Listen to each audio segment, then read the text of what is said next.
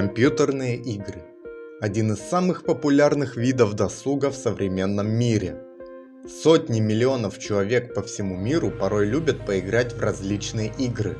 От больших хитов до мало кому известных названий. И довольно большая доля игроков – дети и подростки. Кто-то порой из карманных денег накапливает весомую сумму, чтобы купить игрушку, в которую он сможет поиграть. А кто-то не может себе позволить такую роскошь и предпочитает забрать что-то за халяву или за копейки. Конечно, поиграть в какие-нибудь хиты за бесплатно всегда хочется, но есть риск загрузить вирусы и прочую шелуху на свой комп.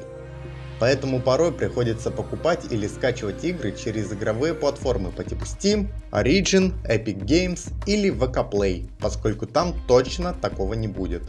А учитывая нынешние реалии, именно последний пункт будет актуален для практически всех русских игроков. Всем привет, меня зовут Крутой Лорд, или же Стип Лорд, или просто Стип.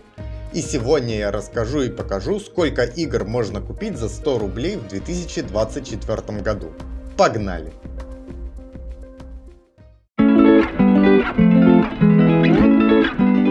Далеко не многие вспомнят, как обстояли дела в 2000-х годах в стране, но по крайней мере расскажу за себя. Когда у нас была консоль Sony PlayStation 1, а это было в начале 2000-х, мои родители часто покупали различные игры к ней, будь то стратегии, шутеры или что-нибудь еще. По ощущениям, вряд ли я бы смог назвать стоимость отдельной игры выше 100 рублей, поскольку тогда даже такие деньги были большими. Даже какие-нибудь продукты обходились довольно дешево. Например, тот же стаканчик ванильного мороженого в том глухом углу, в котором я жил, стоил меньше 10 рублей. Примерно в 2008 году летом мы с мамой заходили в один из абаканских магазинов, где продавали разные компьютерные игры. И вот, я попросил маму купить диск с игрой Кузя Фабрика игр. Сама игра стоила около 40 рублей, по-моему. Нельзя сказать, что эта игра была каким-то хитом, но она вполне окупала свою стоимость по своему размеру. Не могу точно сказать, сколько тогда стоили остальные игры в том магазине, но какие-нибудь новинки явно стоили больше 200 рублей, что в те времена казалось для такого мальца как я довольно внушительной суммой.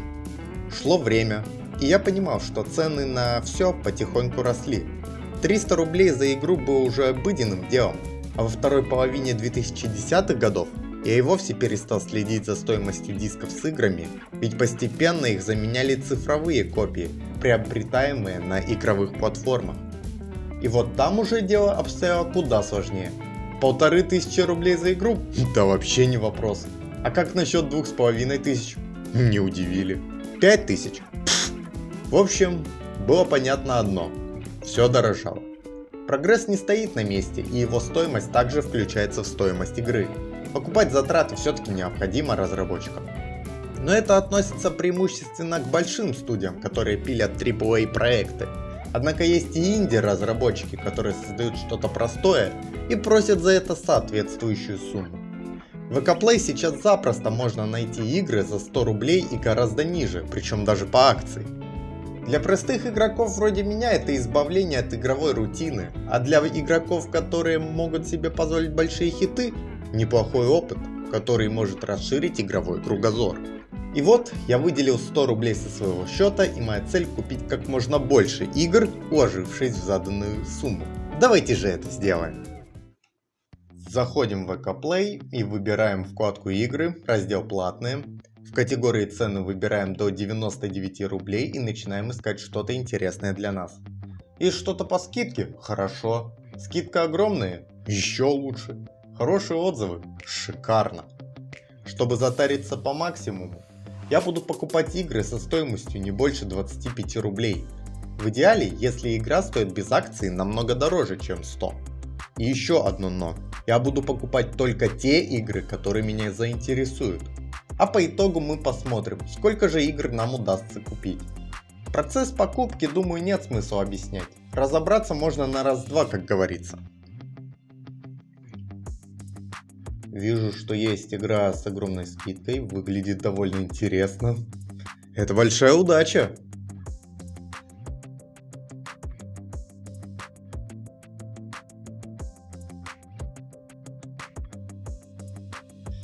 И вот 3 игры, уже половина нашей стартовой суммы успешно потрачена. Как минимум мы можем купить еще пару интересных игр. Может, какие-то из них будут второсортными, но и такие игры смогут найти своих игроков. По крайней мере на 1-2 вечера. Я люблю стратегии, аркады и платформеры, но всегда не против испытать что-то новое. Хоррор-игрушка? Ну, почему бы и нет. Думаю, за свою сумму она сможет напугать. Надо будет как-нибудь поиграть в нее вместе со своей девушкой.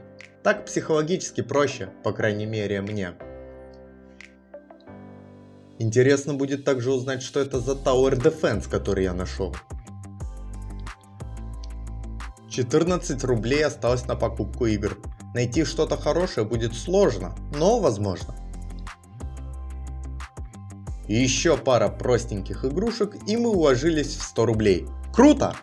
Таким образом, если подзапариться и не закупать прям дорогие игры, то вполне возможно выкупить больше 4-5 игр. Однако в таком плане вы можете себя не ограничивать, и 1-3 игры вы сможете запросто купить за довольно небольшую сумму.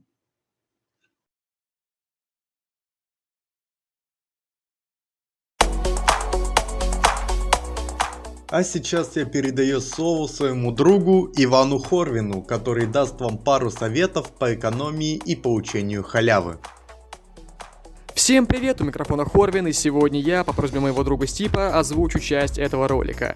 Разумеется, ролик создан для информационно-развлекательных целей, но мы хотим обдать парочку советов, которые помогут вам упростить свою жизнь в плане покупок игр. Первое, и, наверное, самое главное, следить за игровыми акциями.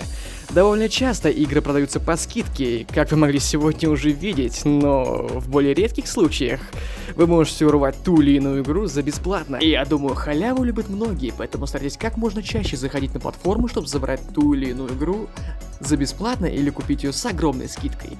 Как вы могли видеть из ролика, одна из игр стоила 600 рублей, и да, без скидки, и Стип очень сильно сэкономил. Второе. Стараться придерживаться соотношения цены-качества.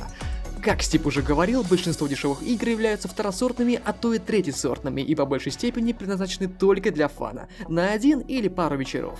Зачастую оценки могут помочь вам в принятии решения о покупке той или иной игры, но и само ознакомление в плане просмотра скриншотов или видео на странице игры тоже не будет лишним. У микрофона был Хорин, передаю слово своему другу Стипу. Благодарю Ивана Хорвина за помощь в озвучке, ссылка на его телеграм в описании. Вот такой эксперимент я провел в данном ролике. Некоторые из вас могут подумать: купил столько игр, ты их даже ни разу потом и не запустишь. Поэтому я скажу вам вот что.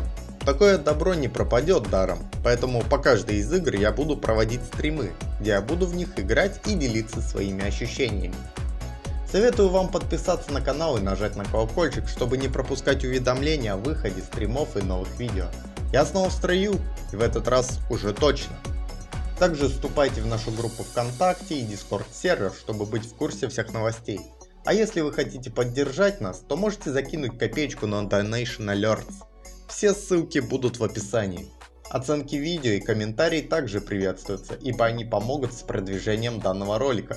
Если у вас есть свои идеи для новых роликов, также делитесь ими в комментариях.